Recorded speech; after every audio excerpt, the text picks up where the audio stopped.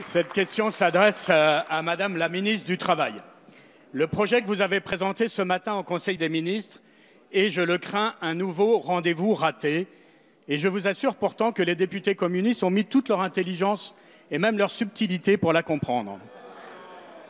Dans son allocution tardive, le président de la République, après avoir fait acte de contrition, a décrété l'état d'urgence sociale. Au vu des cafouillages et de la cacophonie qui a suivi, il nous a semblé que devant le mot social, le gouvernement s'est trouvé interdit, un peu comme une poule qui découvre un couteau. Vous répétez à l'envi qu'il faut que le travail paie. Or, les gilets jaunes se sont soulevés précisément parce que le travail ne paie pas ou paie de moins en moins. Le seul moyen, Madame la ministre, de rémunérer le travail, c'est le salaire. Ce n'est pas l'aumône.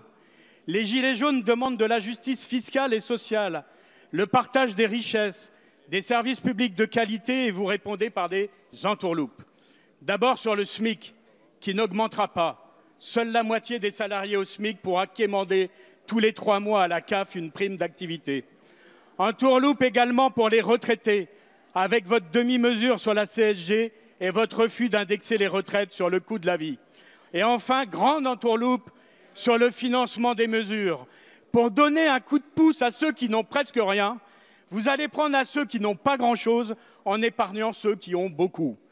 Madame la ministre, depuis de longues années, la richesse créée rémunère toujours plus le capital et de moins en moins le travail, tout cela pour de très mauvais résultats.